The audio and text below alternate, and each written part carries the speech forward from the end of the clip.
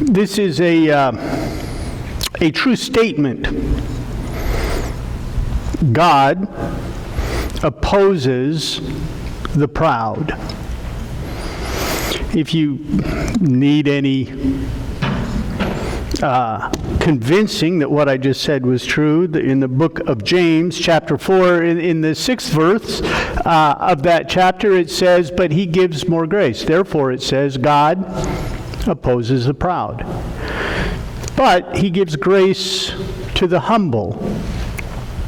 And if you were to look up in that, what you would see is the preface to that is, "Whoever wishes to be a friend of the world makes himself an enemy of God." Or do you suppose it is of no purpose that the Scripture says He, God, yearns jealousy over the Spirit that He has made to dwell within us? And yet He gives more grace to us. Therefore, it says God opposes the proud, but gives grace to the humble. Friendship with the world, enemy of God. God opposes the proud. Do you oppose enemies? Something about being a friend of the world and being proud. Somehow that all fits together. Now, our passage we're going to study today in Luke is a great passage. Truly, I think it is an incredible passage. It is incredibly simple, and yet it is such a clear picture of human nature. Not just non-Christian human nature, but Christian human nature. It explains why the Corinthian church had so much trouble in its day. It explains why churches have so much trouble today. It explains why, illustrates why good biblical preaching drives people away from churches. Notice I didn't say biblical preaching, I said good biblical preaching. You can preach the Bible and not do it good, not do it well. And that has nothing to do with your delivery. It has nothing to do with the illustrations and the stories you tell. This is such a great illustration. And it starts this way, and we got into the start of it last week. The Son of Man has been, Luke chapter 22, verses 22 and 23. "For the Son of Man goes as it has been determined." Okay, he's on his way to the cross. We know that's coming. "And woe to the man by whom he is betrayed." And then this verse. "And they began to question one another which of them it could be who was going to do this." Now, remember last week when we looked at this passage, I said Jesus sets up a question where he could have just said, "Judas is going to betray me," and he doesn't do it. He sets this up in such a way that all of the 12 have to sit around and say, "Is it going to be me?" Self-inspection. Is it me? Am I the one who's going to do that? Now, what you're going to see is that self-inspection, checking yourself, testing yourself, which is a very good thing. It's a great thing. The Bible tells us to do it all the time. What you're going to see is human nature take that godly act of checking one's self and twist it into something that's ungodly, and it's going to happen in between verse 23 and verse 24. Because by the time you get to verse 24, the godly, good practice of checking yourselves and checking your motives, in verse 23, when you get to verse 24, that's morphed into something entirely different. Then here's our passage, starting in verse 24 of Luke chapter 22.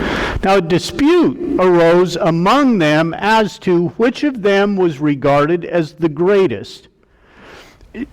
We skip over this, but I really want you to think about this. This goes in one verse from somebody is the worst of the worst. Somebody is going to betray me. 2, in the very next verse, the discussion is the best of the best. Who's the greatest? it's kind of a strange thing that's happened here. Discussion arises as to which of them was regarded as the greatest. And you can see how it would happen too, because they're going to sit around, they're going to think about, well, is it me? Well, no, it's not me. Might be Andrew over there. I don't know about that guy. I saw him hiding around the corner the other day. Maybe it's Andrew. Surely it's not me. And Andrew's looking at me going, I saw you.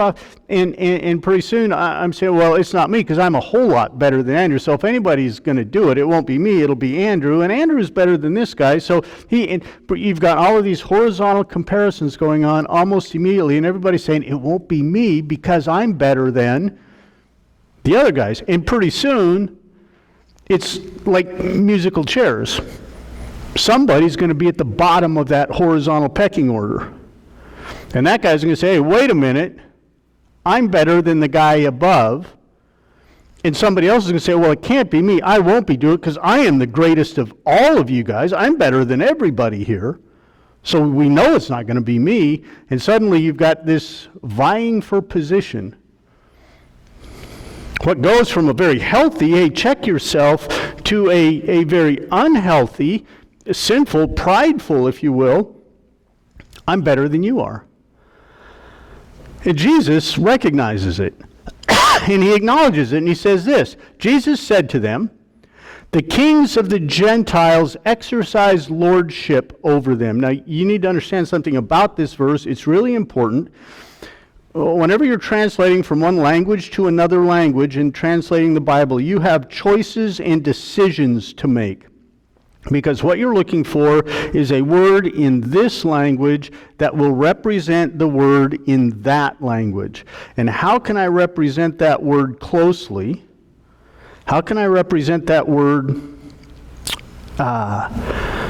in a manner that will get the idea across? And you've got decisions to make, choices to make. Because I may have 4 or 5 words over here. I may have a sentence. I may have a paragraph. I may have a whole lot of ways to describe that word. I've got to make some decisions. When you look at the word that is translated here, exercising lordship over them, it literally is translated this way, lording it over them, which is a phrase I hate. I think it's a low-class, low-rent phrase that we hear all the time about people. Well, I'm going to lord, you're lording that over me. You're lording this.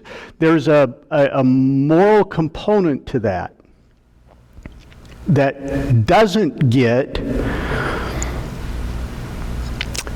doesn't come through in the way this is translated here. The kings of the Gentiles exercise lordship over them. Well, of course they do. They're kings. They should be in charge. That's the way this verse expresses itself to us. It's not the way it expresses it in the Greek. The way it expresses it in the Greek is the kings of the Gentiles hold it over the heads of the people that they're the kings and the other people aren't. They hold themselves up much higher, much better than the common people are. And you see, if I were going to explain it that way and I were translating this phrase of the Bible, I'd have to use a whole paragraph to do it. And they don't want to, and rightly so, I guess. But you just need to understand it. The kings of the Gentiles exercise lordship over them is not a mere statement of fact. It's a moral statement about the actions and activity and motivations and intent of the kings, and it's not good. And those in authority over them are called benefactors. And the same thing is going on here. You got 2 ways to go with the tense of this word. And the problem is it's in a tense of a word that is used in 2 different ways. And in this case, if you follow the rules of the Greek translation here, you can literally, rightly do it in 2 ways. One of them is this way. Those in authority over them are called benefactors. We call the people who are helping us benefactors, people who give us good things. Bene is good, is the Latin of good, of the Greek ou, and factor is actually, it's ou, I'm trying to remember the word, ou, ergo, something. Ou, good, erg, work, and then past tense that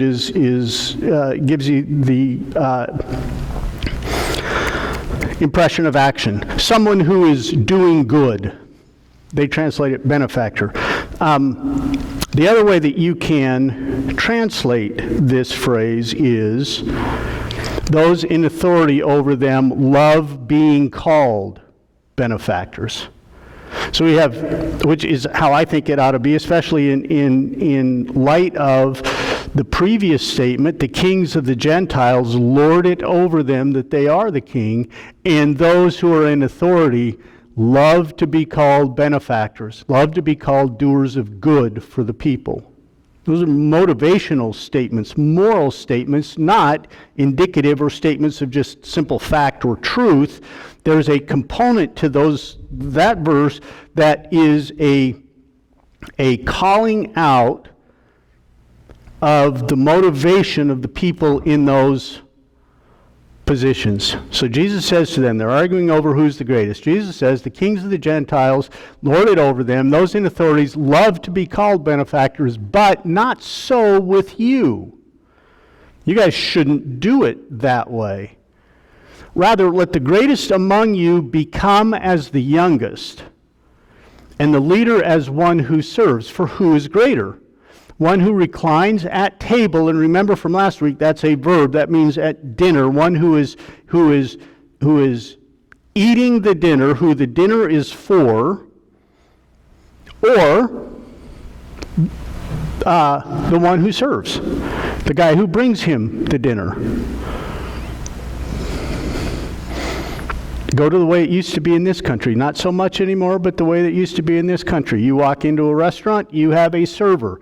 Who's right if there's a dispute? I ordered my steak rare. No, you didn't. You said medium, sir. I said rare. Who's right? The customer is always right. The guy who's reclining at the table is greater than the server. That's in a corporate setting. This is in a setting where there's real functionality to that, where you have masters and slaves, servants and owners. The guy who's reclining at the table, and this is not, by the way, a new illustration for Jesus. He's used it several times in his ministry. Who's greater, the one who reclines at the table or the one who serves? Is it not the one who reclines at the table? He gives them the answer.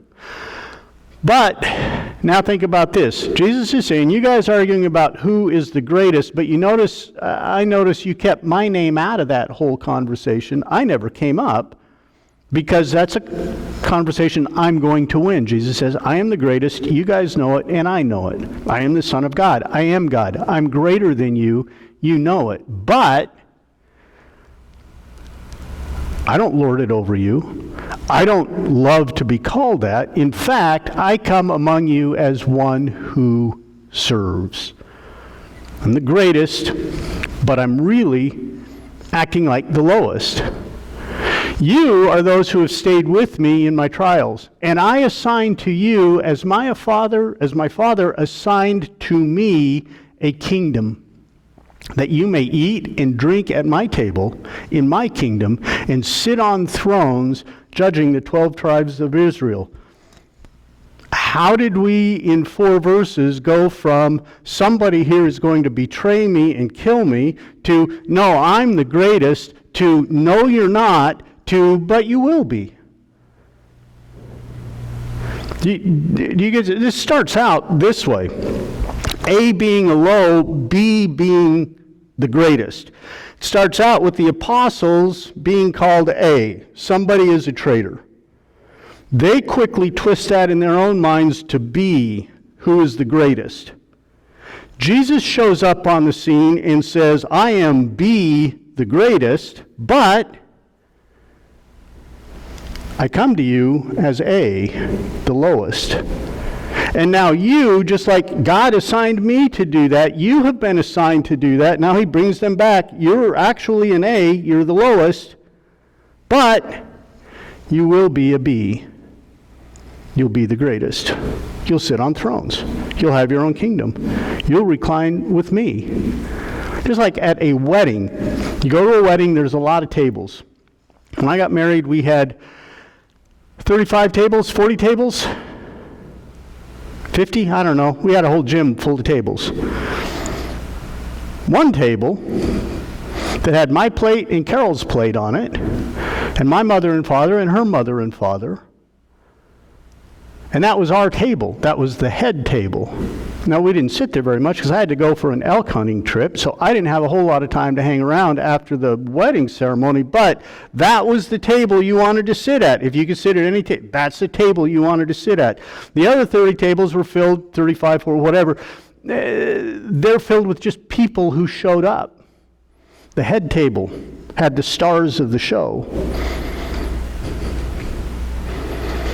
That's the description that Jesus is giving of kind of what goes on in heaven. There's going to be a lot of tables in heaven. There's only going to be one table that Jesus is sitting at. And you know who's going to be sitting with him? These 12 guys. And not only are they going to be sitting at his table, they're going to have thrones, and they're going to judge, they're going to rule, they're going to keep track of, lead the 12 divisions of the nation of Israel throughout the millennial, throughout maybe eternity. That's a big deal. Low, high, high, low, low to high. And the entire thing, the whole thing, it's all about motivation. The problem with this is, Jesus says people he gives us two statements about this. Let me go to those verses. He gives us two statements about this. Those people who love to exercise lordship over them and love to be called benefactors. Those two things. And neither of those are good things. And Jesus is saying, you guys need to not worry about that. The problem is, we do.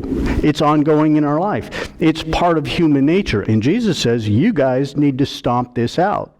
You're arguing about who is the greatest. I'm telling you, you're all going to be the greatest. The problem is, you don't understand where you're coming from, where you start as one who serves.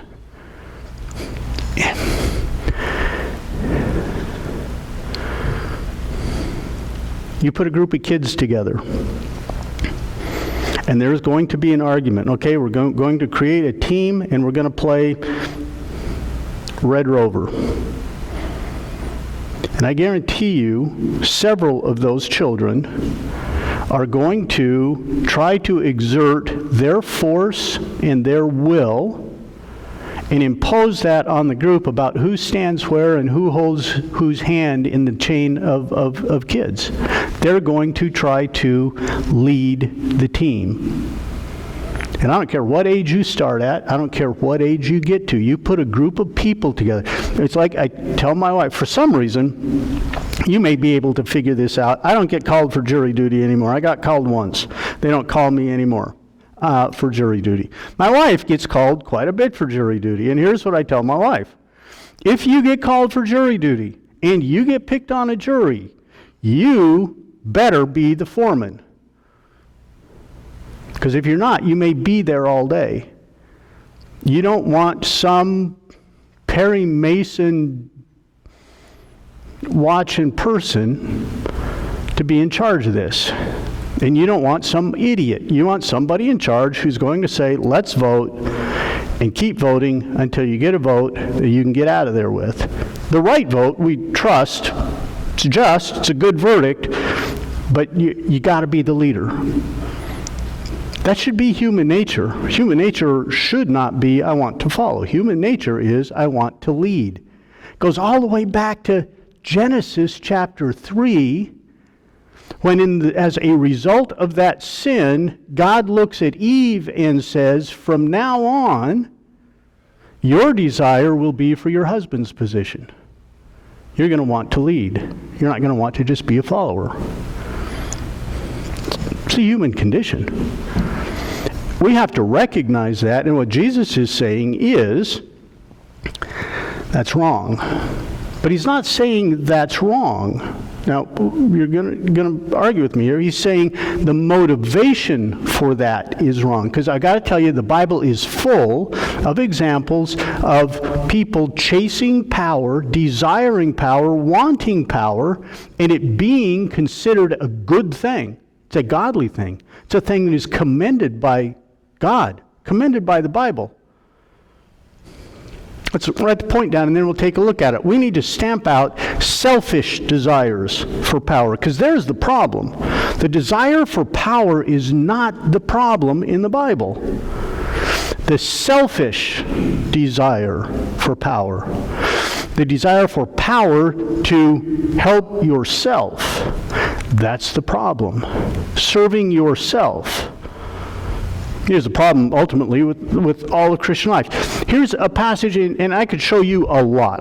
We could spend a long time going through these passages in the Bible of this kind of thing. Here's a passage with Paul, the Apostle Paul, talking to Timothy, a young pastor, about what his life as pastor, as the leader of that church needs to be, how things need to be set up. And here's what he says. Here is a saying that is trustworthy.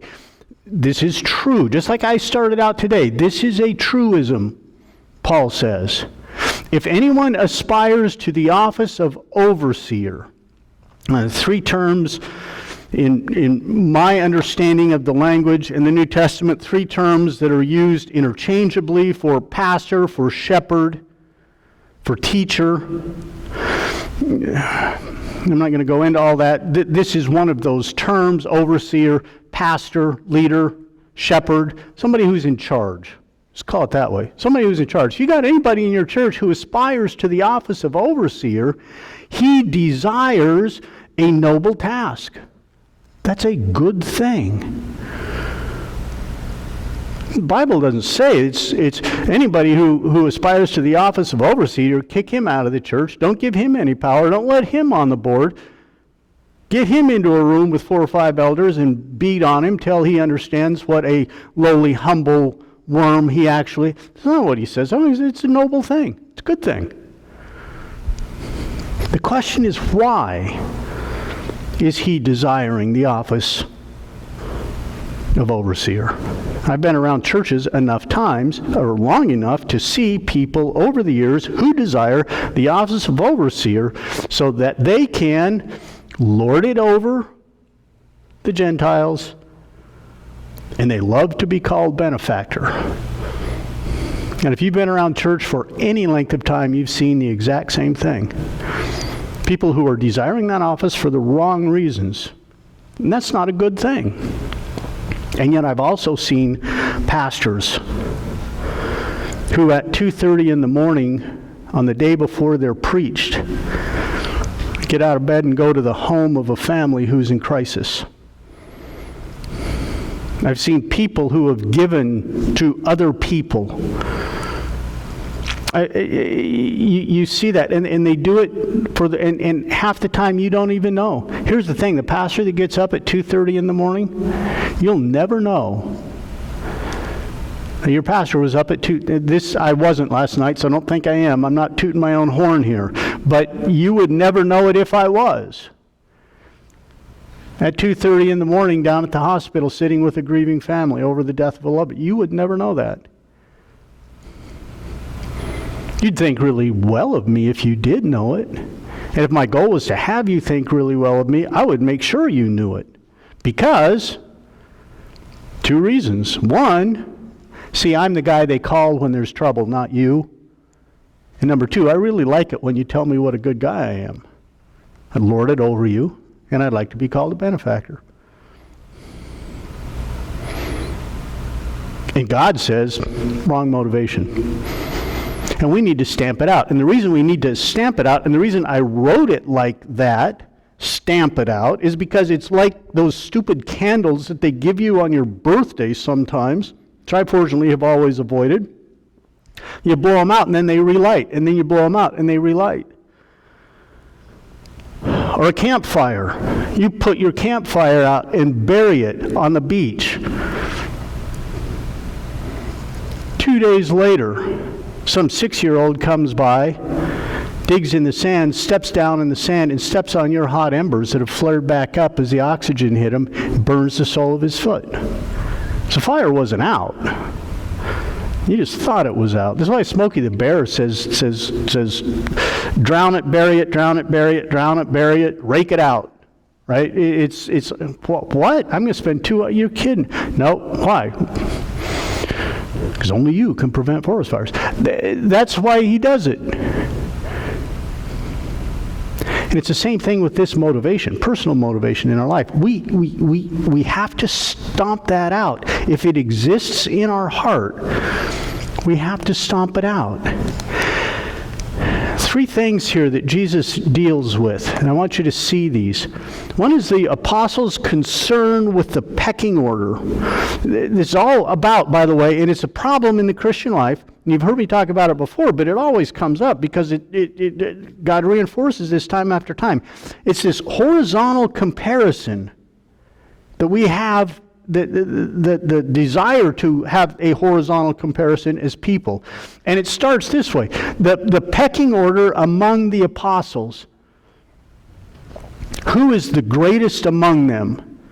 Now you understand that discussion is not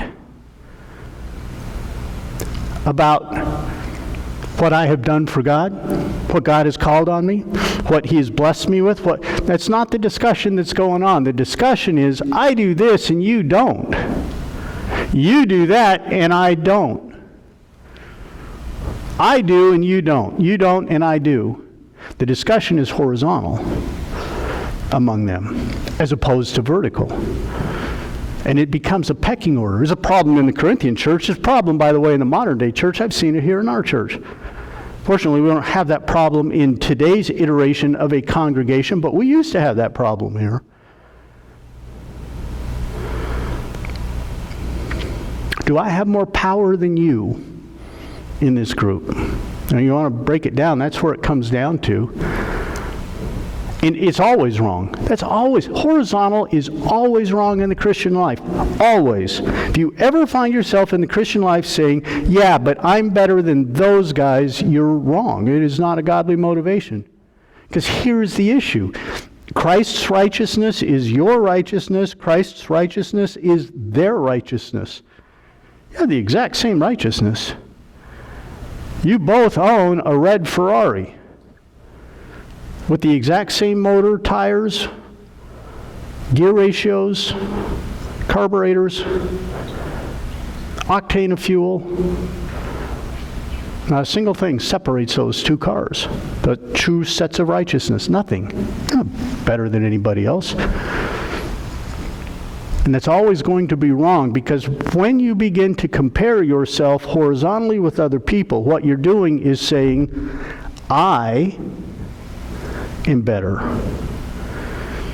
as opposed to saying, God. You're relying on yourself. You're relying on your own power. Does that mean you don't do anything? You don't have... No, that's not what I'm saying at all. What I'm saying is, the Bible's crystal clear. Every good gift comes from God. God does everything that's good. You cannot build a house unless God tells you to build a house. Unless God helps you build a house. You can't do it. And so when you start taking credit, saying, well, yeah, I'm this, that, and the other, you're not anything that God hasn't given you. So horizontal comparison's always bad for Christians. Always the wrong thing for Christians. Number 2, the desire to exercise that authority. The kings of the Gentiles lord it over the others. So now not only do I have power, but now I have the desire to exercise that power over you. And here is the issue: for power's sake. For the sake of power. Because I can. How's that for a justification for an action? Because I said so. Ask my son about how many times he's heard that in his life. Why? Because I said so. Now, in a father-son relationship, that's one thing. In an organization, in a group, in the world at large, is something else entirely. Because I said so. Think about that. You need to do this. Why? Because I said so. I'm better than you. My word means more than you. I'm here. You're here. You do what I say. Exercising authority for the wrong reasons. Just because I can. as opposed to exercising authority the way Jesus does for the good of others. We're going to get to that in a little bit, but a desire to exercise authority. And number 3, pretty easy. You've already gotten there, I assume, in your own mind, because they like to be called benefactors. They like to be called, and here's a literal translation of the Greek word for benefactor, do-gooder. They're a do-gooder. They like to be called a do-gooder, somebody who does good. They like people to recognize them. They like to have their ego stroked. It's nice when somebody comes and tells me, that was a great sermon. Now, it doesn't happen often enough to inflate my ego to the point that it's a problem, but if it did, the answer is always, it's not me, it's God. Whatever good came out of this message comes from God. It doesn't come from me. It comes from God speaking through me. I mean, I am frequently disgusted, almost universally disgusted when I watch sports these days. Because here's what happens. Quarterback makes a throw. Wide receiver fights through a defender, jumps up, reaches back over his head, makes a one-handed grab, falls to the ground, pulls the ball in, touchdown, right?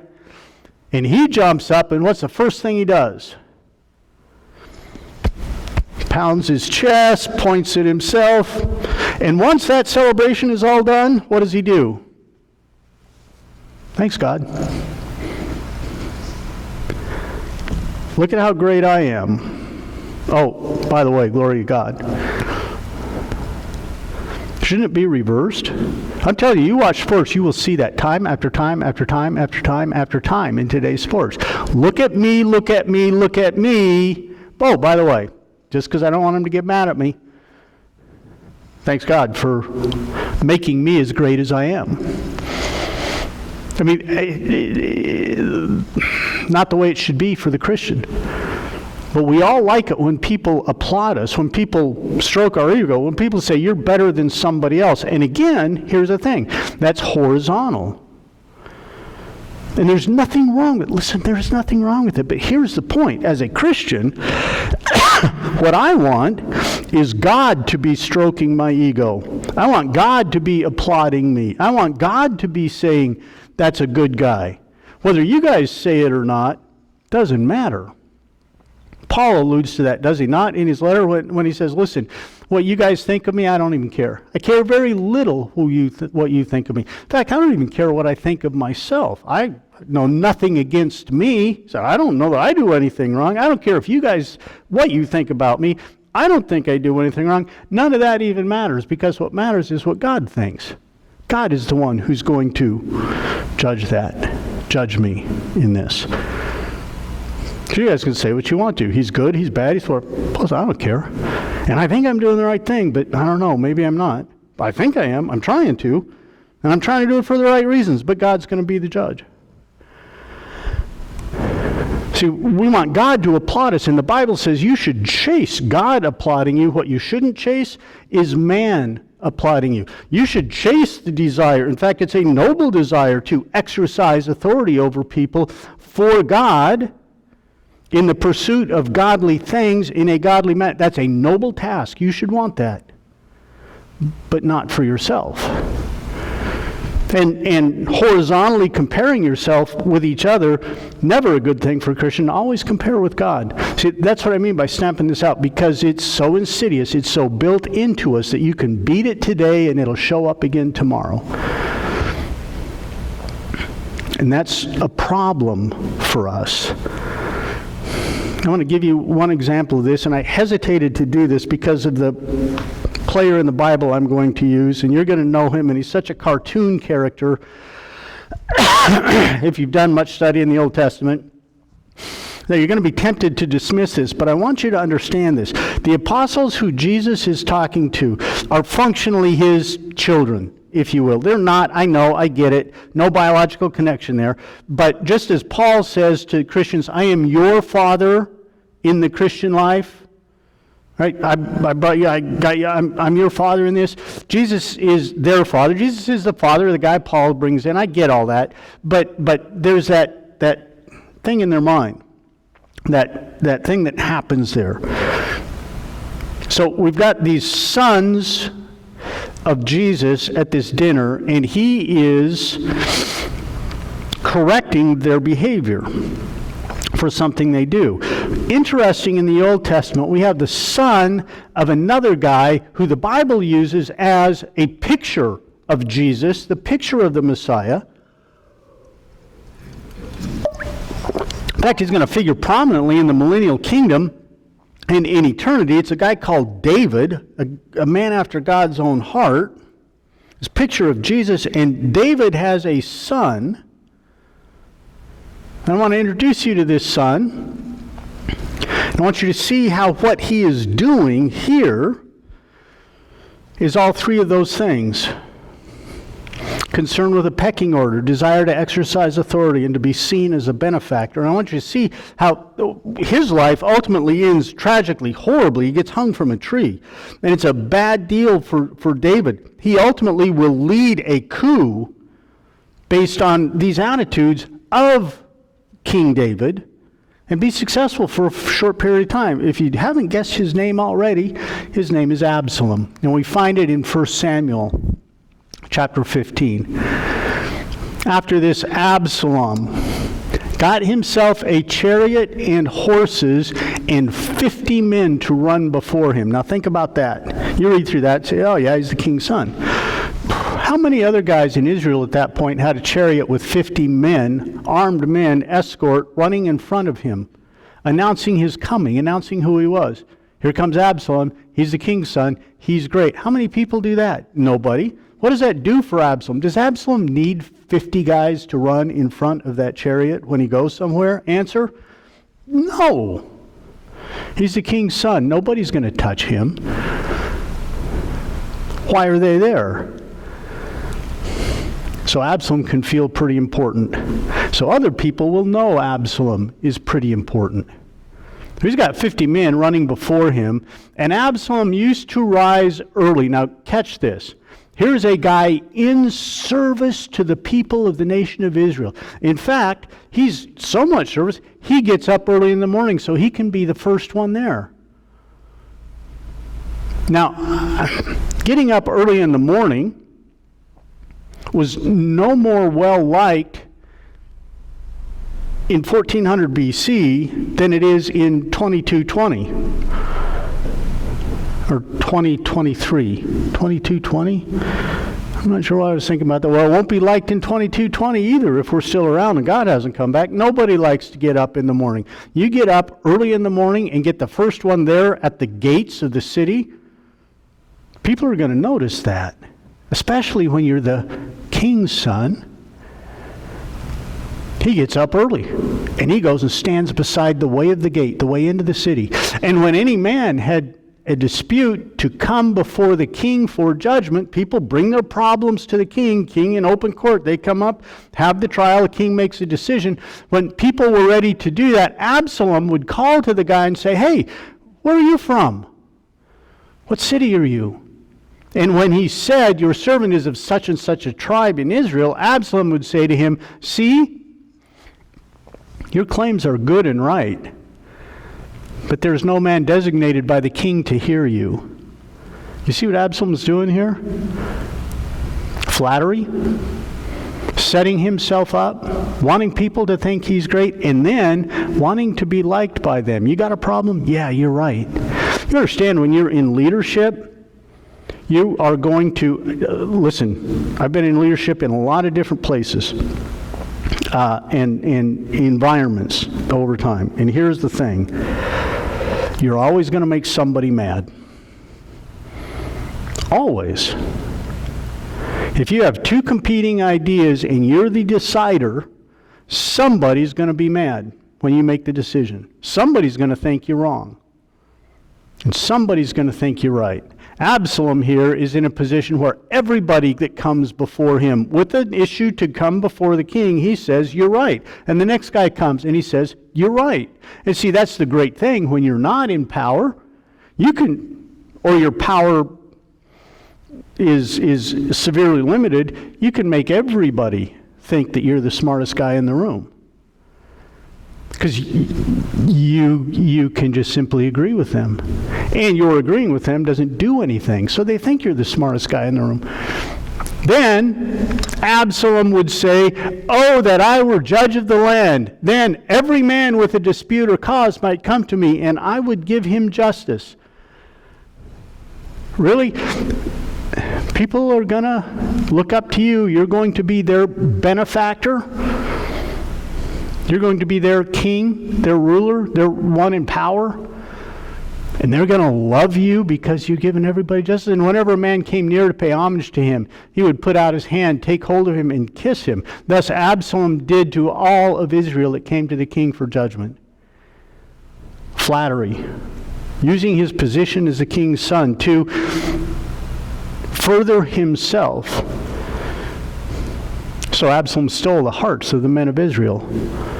Oh, not to help David, not to help the kingdom, not to help the servant of God, to help himself, because he was planning a coup.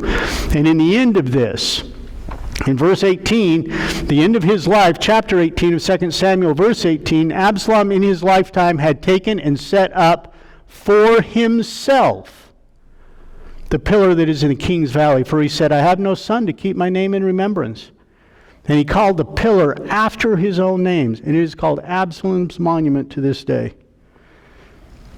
You know what monument David wanted to build? Temple to God. God said, "No, you can't do it. We're going to have Solomon do it."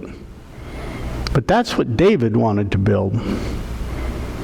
Absalom wanted to build a monument to himself. It's still there, by the way. It's not the original one. They built a second one, but there is still a monument to Absalom in Israel that you can go see today that sits right there.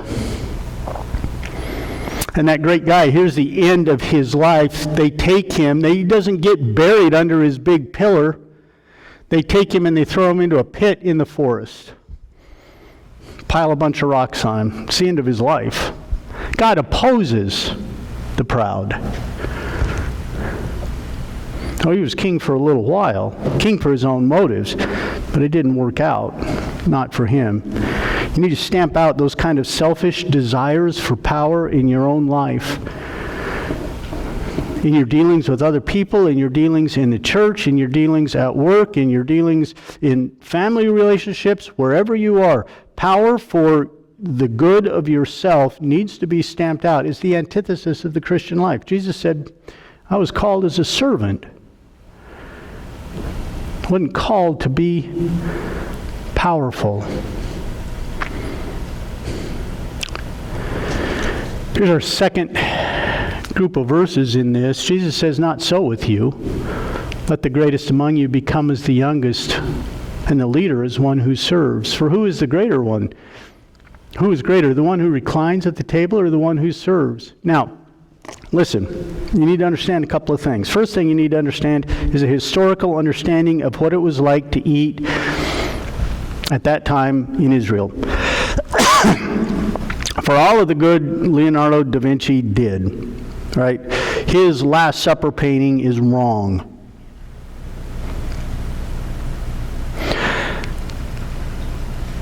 They weren't sitting at a table on chairs. It's not how they did it. The tables were low tables with pillows around. And here's the best way I can think of to fix it in your mind. Think about a low table that's maybe knee-high or less, and take a bunch of dominoes and set a bunch of dominoes up around that table. And then take one domino and tip it over.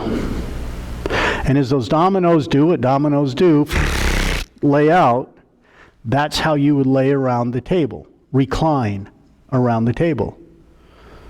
And you'd lean on an elbow, reach out into the table and eat.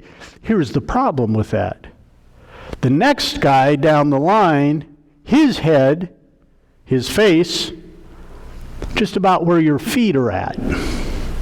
That may not be a problem in today's world, although I don't really want your feet. I mean, how many times has your wife said to you, mother said to you, keep your feet off the table, right? Don't stand on the kitchen table in your bare feet. Don't get off the kitchen table. People eat on that. Functionally, that's what you got in the first century. And not only that, you got guys who are walking in streets that are used by large numbers of livestock as vehicles, livestock as trucks, as trailers, as carriers of goods and services, livestock moving through town to market, from market, and livestock do one thing really well when they're moving in a group, right? They leave traces of their passing, and it's not just footprints. You got animal dung all over that street, and urine. And not only that, if you look at I'm not even going to get into the human side of this, it's all over the place in the street, and you guys are spending all day long walking these streets barefoot. Now you're going to take those feet that have been walking in that stuff and put them next to my face at the table when we eat, and I'm going to say, no. Which is why they had the custom, when you entered the house, you washed your feet. And if you were wealthy households that had servants, when people visited your house, your servant would wash their feet, and it was considered the lowest, most menial task that the servants did. The lowest of the low of the servants, the worst servant, the one in trouble for breaking the china at dinner last night, they got to be the ones who washed the feet. Now, if you remember how this whole thing with Jesus and the apostles started, or if you don't remember, you can go to John chapter 13 and see how this whole thing started, and here's how it starts. Jesus takes a towel, wraps it around his waist, and he goes around and washes all the feet of the apostles. And there's a whole thing that happens with that feet washing. Here's my problem with this. You can go to churches all over America today that have feet washing services. That's nothing. Anybody in this congregation can come to my house and put your bare feet on my kitchen table while I'm eating, and I don't care. Most of you have had a shower at least within 2 days. You wear clean socks most days. Foot powder, put your feet on. I don't care. It's no big deal. I wash your feet. They're clean. You may have a little stuff between the piggy that went to market and the one that stayed home, but your feet aren't covered in poop. Not a problem for me. Oh, I'm going to show you my servant heart by washing your clean feet that are cleaner at that church service than the apostles' feet were probably clean after Jesus got done washing them. It's not servanthood. Here's the service that churches all over America should have. If you want to imitate what Jesus did, here's the deal. Come to my house and clean my bathroom. In behind the toilet, on the floor, all around the bottom. Scrub the ring out of the inside. You come clean my bathroom. And come clean my bathroom just because you love me, not because you're trying to get brownie points or trying to show what a good Christian you are, trying to show your power for your good.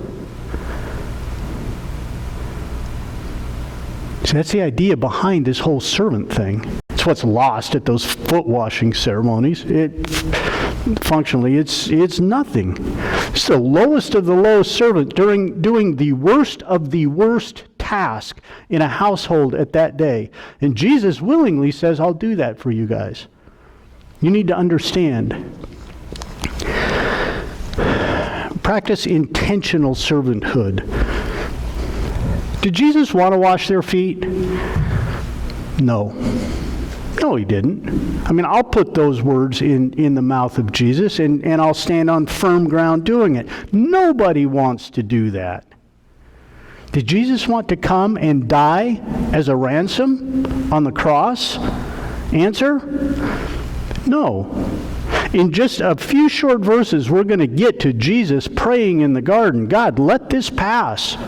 I don't want this to happen. Make this go a different direction. but I'll do what you want me to do. You notice that intentional choice there. You said to do it, God. I don't want to do it. I'm not going to like it, but I'm going to do it anyway because you said to do it. And I'm going to do it with a heart that says, I'm doing it because you told me to do it. It's an intentional servanthood. It's a servanthood that Jesus is getting through, because you're going to see with the apostles, and at the end of this passage, he says, you guys are going to sit on thrones, you're going to eat at my table, you're going to be raised up, you're going to be great. And yet we're going to see the apostles go through all of these questions, and Jesus is going to look at them and say things like, your serving of me is going to cause you to die. And it does. 11 of the 12 apostles, counting Paul, excluding Judas, we kick Judas out, move Paul in. 11 of the 12 apostles are going to die violent deaths for one reason and one reason only. That's that they were serving God and preaching the gospel. And the one who doesn't die a violent death, according to tradition, gets boiled in oil and exiled to an island to live functionally by himself as a recluse on an island where he can't influence anybody else. 11 of 12 die violent deaths. You think any of those 11 signed up for that? You think Jesus, when he called them, said, hey, call me Peter, I want you to come be my apostle, and in the end, here's your prize. You get to get crucified upside down on the road to Rome. He wanted to do that. And Jesus is going to make it clear to them there's a cost, there's a penalty. Jesus is going to make it clear to them that there is, just like for him, being called as a servant, and he's going to die this way. You've been called. God called me. I've called you. Just like God raised me up for my intentional servanthood, my intentional obedience of God, I'm going to raise you up for your intentional obedience of me. And that passes through to you and I. Intentional servanthood. Think about what it means when you call yourself a servant of the Lord. I'm serving God. Are you really? Or are you serving yourself? God doesn't need anything from you, for you, to serve him. There's not a thing in the world you can do for God that God needs. You come to God and say, hey, God, I'm here. I'm ready to serve you. What do you need, God? God said, I don't need anything. Really? I got everything. What I don't have, I can make. I don't need you for anything. But here's the thing, Don. This guy over here is one of my children. He needs some stuff. I need you to go help him. I don't really like him. God, you got somebody else?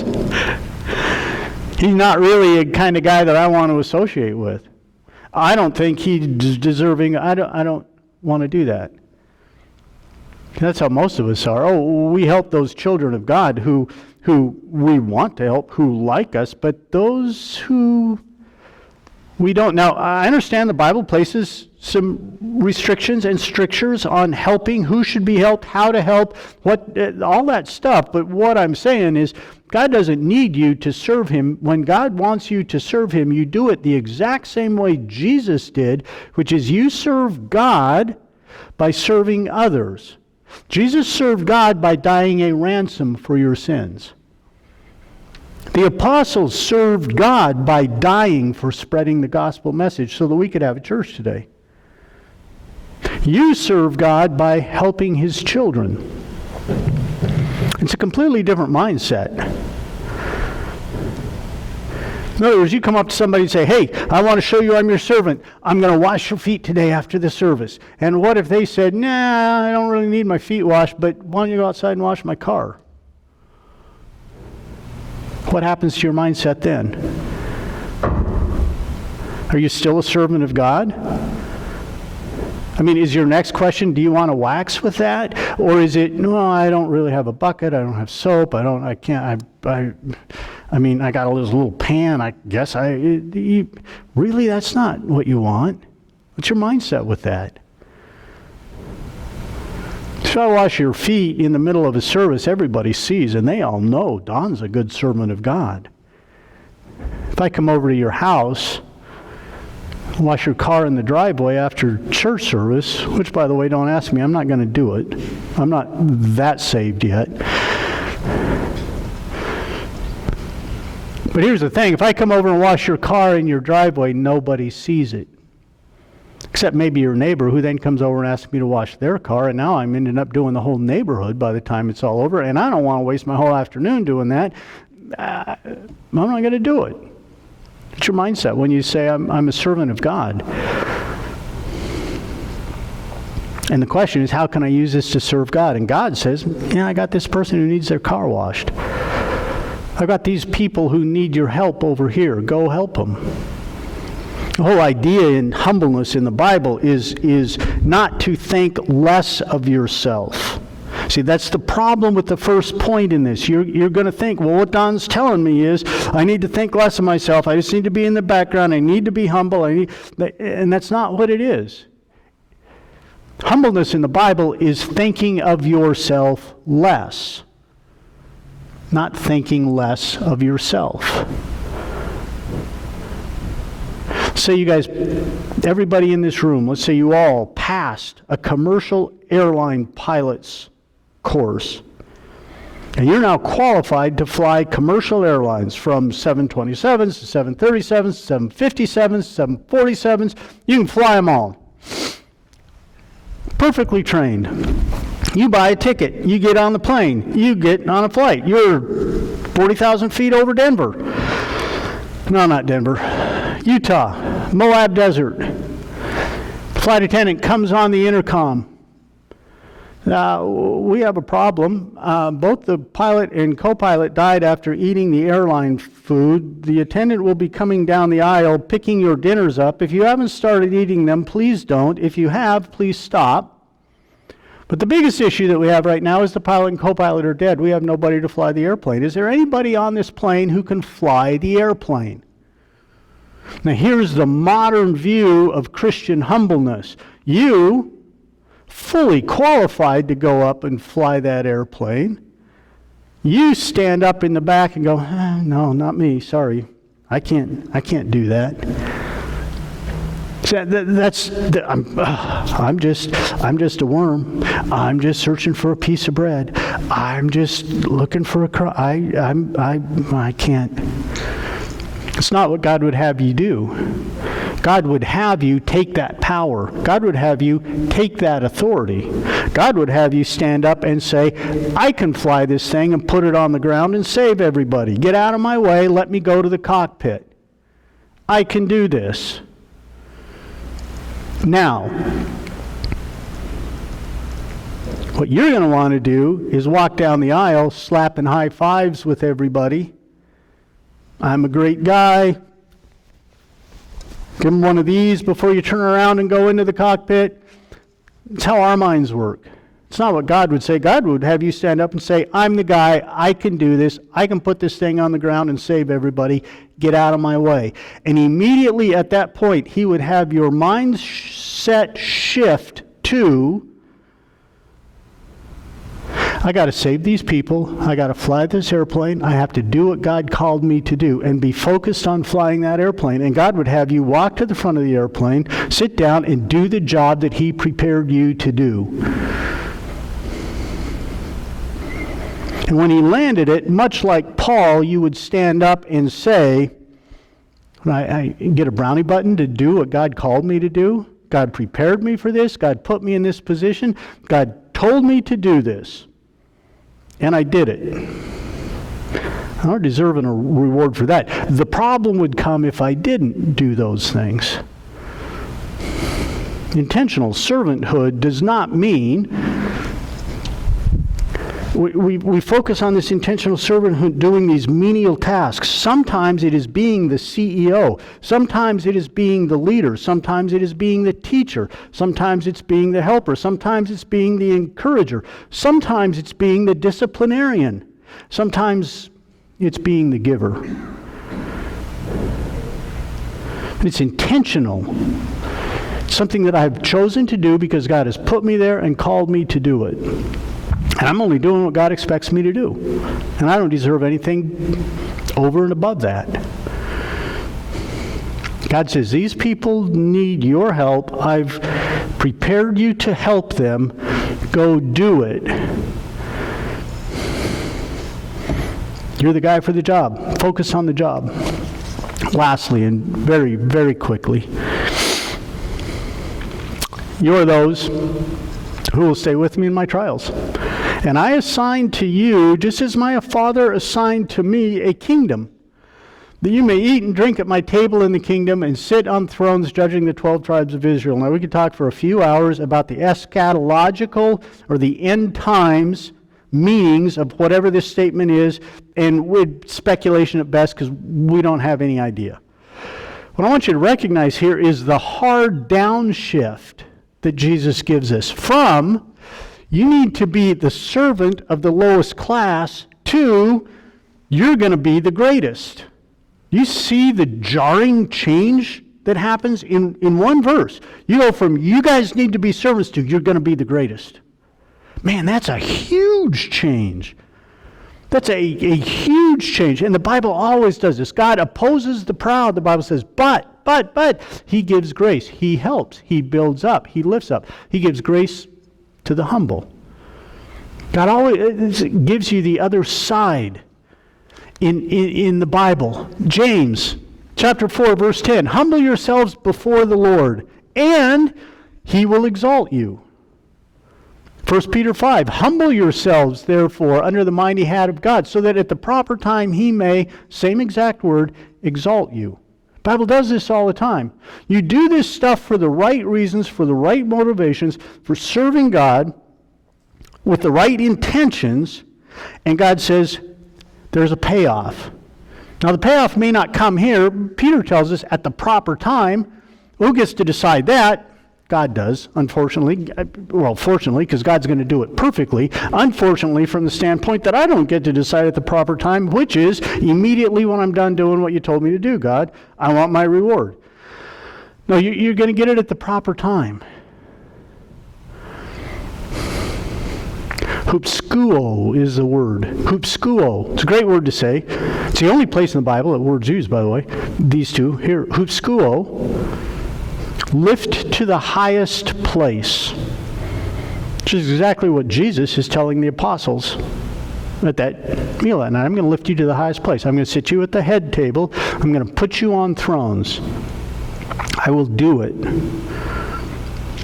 If your motivation is right, God will always repay it. Service is always worth it. I don't care how much time it takes. I don't care what you miss out on in doing it. I don't care how much money it costs you.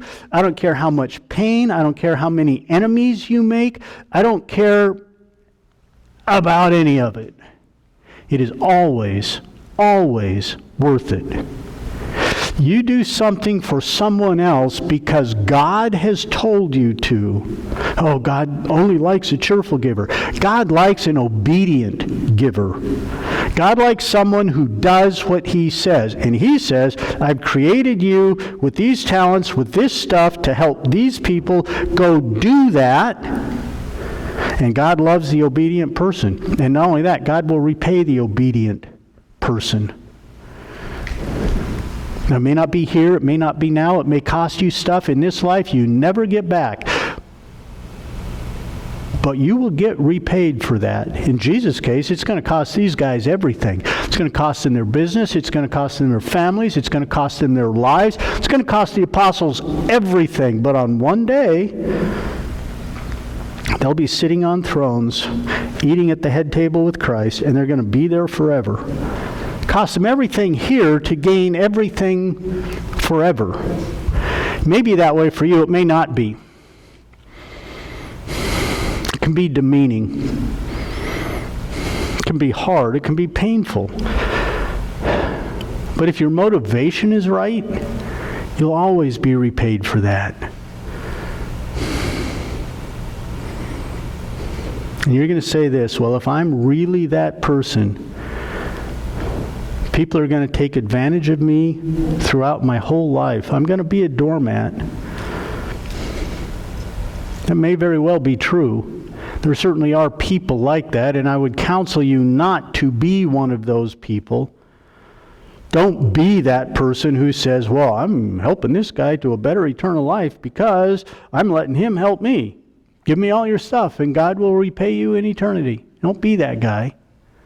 Don't be the guy that is always the one who needs help.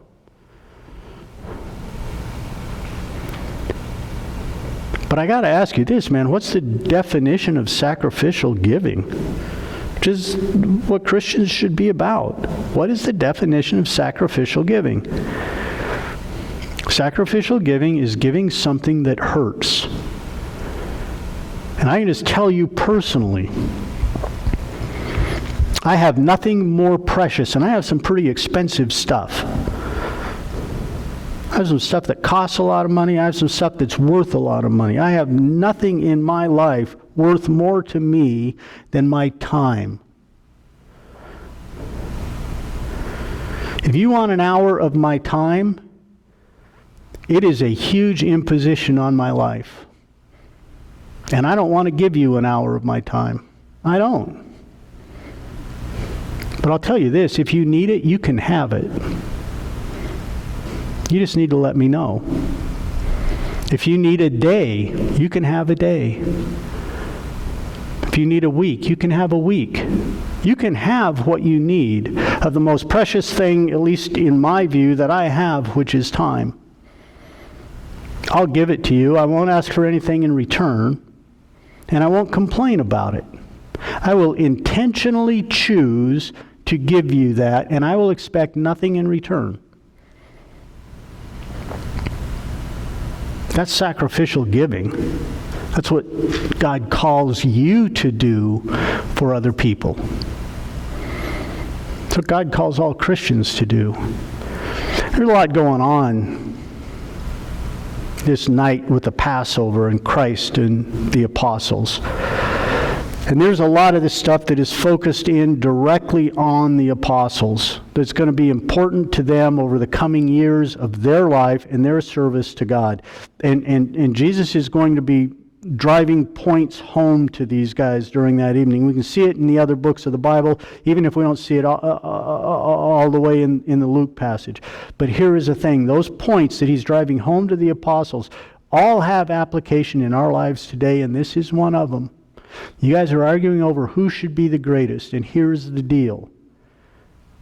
If you don't value other people as better than you, if it's not an intentional decision to do that, and you're not doing it for the right reasons, which is for the benefit of other people, if you're not doing it that way, you're doing it wrong. And if you are doing it that way, you'll get rewarded for it. That lesson is true for them, and it's true for us. One of the reasons, as I close, just a little sidebar, one of the reasons people don't like my preaching,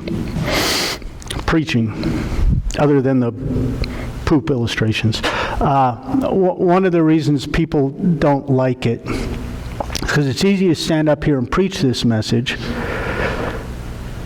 and to preach this message and to say to you, you need to stamp out in your life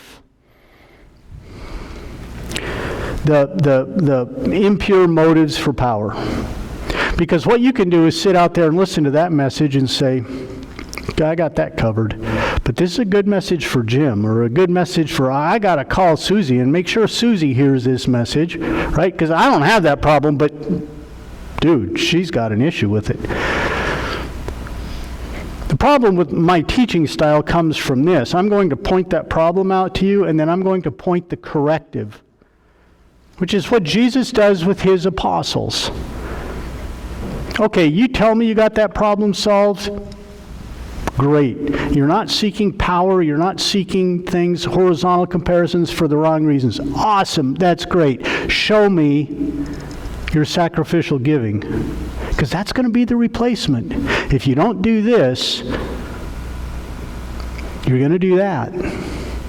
And if you're not doing that, I guarantee you, you're doing this, whether you want to admit it or not.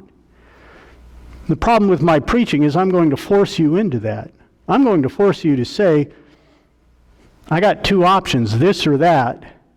I don't believe I'm this, but I know I'm not that, so I guess I have to be this, and I don't like it, because now that means I have to do that. I'm going to force you to make a choice. Now, I don't really care what choice you make. I mean, I guess philosophically I do. I'd like you to make the right choice. But it's not my problem if you don't. But I'm going to make sure that you know there is a choice to make.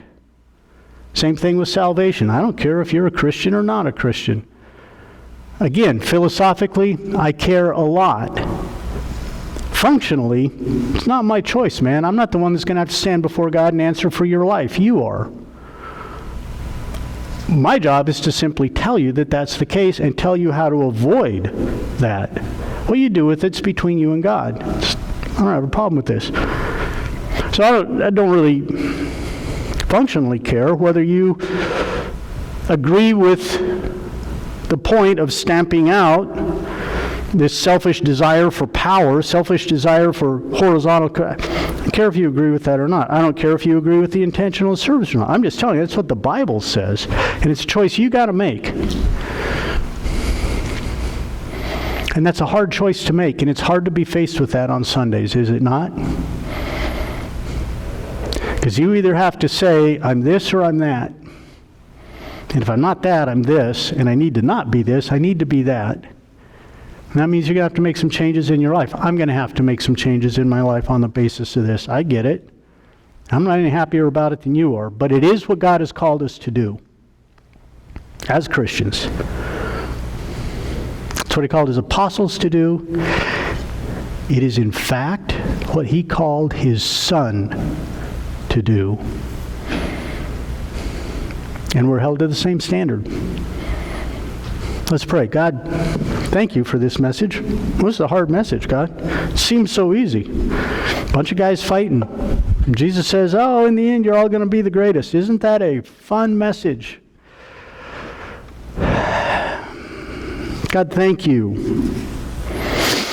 for not letting us just view it in those terms. Thank you for showing us this message in the way it was intended for those guys that night. You got a job to do, and you need to do it for God, and you need to do it for the right reasons. And then the reward will come.